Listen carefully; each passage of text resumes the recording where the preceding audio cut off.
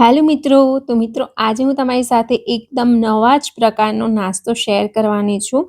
બિલકુલ પણ તેલનો ઉપયોગ આપણે નથી કરવાના. અને આ તમે મિત્રો જે જોઈ શકો છો એ મીઠું છે. તો મીઠાની અંદરથી એટલે એકદમ બિલકુલ લો કેલરી કે જેને આપણે પૌવા છે કે વગેરે બધી વસ્તુ તળીને ખાતા હોઈએ છીએ. બટ આજે હું તમને એક અલગ જ અને નવી રીતેથી એકદમ હેલ્ધી એવો નાસ્તો કઈ રીતે બનાવી શકીએ આપણે એની રેસિપી શેર કરવાની છું. તો અહીંયા આગળ સૌથી પહેલાં મેં મિત્રો અહીંયા મીઠું લીધું છે અને આ મીઠું જે છે તમને રેતી જેવું લાગતું હશે. બટ મેં આને 2 થી 3-4 વાર મેં એને યુઝ કરેલું છે. એથી થોડું આ કાળું પડી ગયું છે અને રેતી જેવું થોડુંક બ્રાઉન જેવો કલર આવી ગયો છે. તો મિત્રો સૌપ્રથમ આપણે અહીંયા આગળ જે મીઠું છે આપણું એને શેકી લેવાનું છે ને બિલકુલ ગરમ કરી લેવાનું છે. તો આજની રેસીપી મિત્રો એકદમ નવા પ્રકારની છે, તો વિડીયો એન્ડ સુધી જરૂરથી જોજો. તો મીઠું છે મિત્રો એનાથી 5 મિનિટ સુધી મેં ગરમ થવા દીધું છે. અને પછી એની અંદર આપણે અહીંયા મેં મકઈ પૌવા લીધા છે. અને મકઈ પૌવાને આપણે મિત્રો જનરલી શું કરતા હોય છે કે તેલમાં તળીને એનો ચેવડો બનાવતા હોઈએ છે. બટ આજે હું જે તમારી સાથે આ એકદમ હેલ્ધી અને બિલકુલ તળ્યા વગર રેસીપી શેર કરવાની છું. અને મીઠું છે મિત્રો આ, તો મીઠાની અંદર આપણે એને શેકીને પછી આપણે ચેવડો બનાવવાના છે. તો આ રીતે મીઠું છે મિત્રો એને મેં અહીંયા આગળ લીધેલું છે 1 વાડકી જેટલું. અને એને ગરમ એકદમ જ બહુ જ ગરમ થવા દેવાનું છે. એકદમ જો તમે ઓછું મીડિયમ ગરમ હશે મીઠું તો બિલકુલ પૌવા જે છે એ થોડાક ફૂલશે નહીં અને આ એવા ને એવા રહી જશે. તો ખાસ ધ્યાન રાખવાનું કે મીઠું જે છે એને બરોબર આપણે ગરમ થવા દેવાનું છે. તો આ મેં એકવાર એને શેકી લીધેલા છે. તો હવે બીજા જે છે એ બીજા હું તમને બતાવું તો તમે જોઈ શકો છો કે આ રીતે પહેલાં આપણે આ રીતનો જારોનો જ ઉપયોગ કરવાનો છે. હવે બીજા બાઉલની અંદર મેં અહીંયા આગળ બીજા મકઈ પૌવા લીધા છે અને એને હું શેકીને તમને બતાવું કે કેટલા સરસ રીતે શેકાય છે. જેમ જેમ મીઠું સરસ એવું ગરમ હશે તો આપણા પૌવા છે એકદમ સરસ શેકાશે. બાકી જે છે એ કચાશ એની અંદર રહી જાય છે. તો આ વાતનું પણ ધ્યાન રાખવાનું છે કે મીઠું જે છે એ બિલકુલ આપણું ગરમ હોવું જોઈએ. અને મિત્રો હું તમને બતાવું આવી રીતે સતત અને કન્ટિન્યુઅસ આપણે પૌવાને આગળ પાછળ આ રીતે હલાવતું રહેવાનું છે.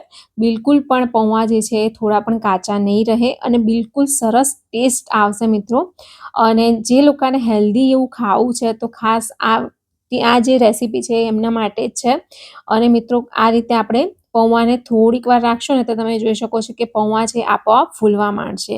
અને આ રીતનો આપણે જે તળવાનો જારો આવે છે એની હેલ્પથી આપણે એકદમ જ ઇઝીલી એને પૌવાને રિમૂવ મતલબ મીઠાથી અલગ કરી શકીએ છીએ. તો આ રીતના જારાનો જ ઉપયોગ કરવાનો. તો તમે મિત્રો જોઈ શકો છો કે મેં આ રીતે 2 થી 3 વાર પૌવાને શેકી લીધેલા છે. એક મુઠ્ઠી નાખવાની છે, બહુ એક સામતા વધારે પૌવા નહીં નાખવાના. તો આ રીતના મેં પૌવાને શેકી લીધેલા છે. અને તમને હું એક તોડીને બતાવું, એકદમ ક્રિસ્પી એવા જો તમે બનીને તૈયાર થયા છે અને બિલકુલ પણ કચાશ નથી જો આ રીતના. અને મિત્રો બીજી વાત તમને એ કે આની અંદર તમે કોઈ બી વસ્તુ શેકી શકો છો. મતલબ જે ભૂંગળા આવે છે ને બજારમાં આવતા હોય છે તો એ ભૂંગળાને પણ તમે શેકી શકો છો. અને આ રીતે તમે જોઈ શકો છો કે મીઠાને મેં સાબુદાણાની એક પાપડ જે આવે છે એ લીધેલો છે. અને એ પણ આપણે જનરલી તેલમાં જ તળતા હોઈએ છીએ. પણ આ રીતે શેકીને પણ તમે બનાવી શકો છો. તો એકવાર આવી રીતે બનાવીને જરૂરથી ટ્રાય કરજો. જો આ રીતે સાબુદાણાના પાપડને થતાં થોડી એવી વાર લાગે છે.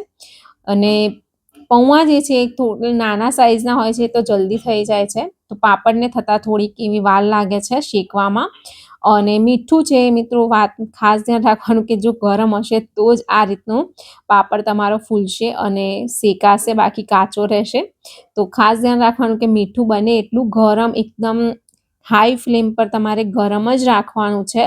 અને ગેસની ફ્લેમ છે બિલકુલ પણ ધીરે નથી કરવાની જ્યારે તમે પૌવાને શેકતા હોય કે કોઈ પણ આઈટમ તમે શેકતા હોય ત્યારે. તો આ રીતના તમે મિત્રો પાપડ હું તમને બતાવું તો કેટલો સરસ મજાનો શેકાઈ ગયો છે, તમે જોઈ શકો છો. જેમને પણ તેલની અંદર તળેલું ના ખાવું હોય તો આ ઓપ્શન સૌથી બેસ્ટ છે મિત્રો. તો મિત્રો હવે આપણે પૌવા માટેનો વઘાર તૈયાર કરી દઈએ. તો અહીં આગળ મેં એક નાનું પેન લીધેલું છે અને પેનની અંદર આપણે થોડુંક એવું 2 થી 2 ચમચી જેટલું મેં અહીં આગળ તેલ લીધેલું છે અને વઘાર કરી દઉં છું. તો મિત્રો જેમને વધારે તેલ ના ખાવું હોય એમની માટે આ રેસીપી છે. હવે મેં અહીંયા થોડીક રાઈ અને જીરું અંદર એડ કરી દીધું છે અને લીમડાના પાન પણ નાખી દઈશું 4 થી 5 એવા. તમારે મરચું ખાવું હોય તો તમે અંદર મરચું પણ એડ કરી શકો છો લીલું. હવે આ વઘારને આપણે મિત્રો પૌવાની અંદર નાખી દેવાનો છે, ઉમેરી દઈશું અને પૌવાને સરસ રીતે મિક્સ કરી લેવાના છે. અને હળદર, મરચું, મીઠું જો તમારે એડ કરવું હોય તો ઉપરથી તમે એને એડ કરી શકો છો. અને અહીંયા આગળ મેં મિત્રો અહીંયા ખાંડ નાખી દીધી છે. ખાંડ જો તમારે ભાવતી હોય કે આ પૌવાની અંદર તો ઓપ્શનલ છે, બાકી ઉપરથી મેં અહીંયા આગળ થોડું એવું મરચું પણ નાખ્યું છે અને હળદર તમને જો એવું લાગે તો તમે વઘારની અંદર પણ એડ કરી શકો છો.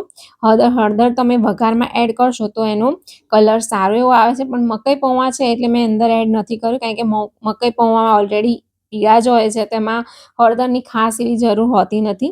તો બસ આ રીતે પૌવાને આપણે હાથથી મિક્સ કરી લેવાના છે અને સરસ મજાનો આપણો હેલ્ધીએસ્ટ જે નાસ્તો છે એ બનીને તૈયાર થઈ ગયો છે મિત્રો.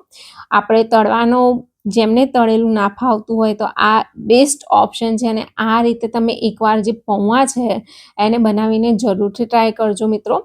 અને એક વાત મિત્રો એ કે આની અંદર તમે રેતીની અંદર જે જુવાર આવે છે, જુવારને પણ તમે એને ધાણી પણ બની શકે છે એ રીતે. તો મિત્રો સરસ મજાનો આપણો મકાઈનો ચેવડો બનીને તૈયાર થઈ ગયો છે, બિલકુલ હેલ્ધી એવો. અને આજની રેસીપી તમને કેવી લાગી અને તમે બધા ક્યાંથી જુઓ છો એ કમેન્ટ નથી કરતા તો કમેન્ટ જરૂરથી કરજો અને સબસ્ક્રાઈબ પણ જરૂર કરી લેજો ચેનલને. તો આ રીતનો નાસ્તો છે એ તમે એકવાર બનાવીને ટ્રાય કરજો અને મને ફીડબેક જરૂરથી આપજો કમેન્ટ કરીને. અને તમે બધા ક્યાંથી જુઓ છો એ પણ કમેન્ટ કરજો. તો મિત્રો મળીશું નેક્સ્ટ વ્લોગમાં. જય શ્રી કૃષ્ણ.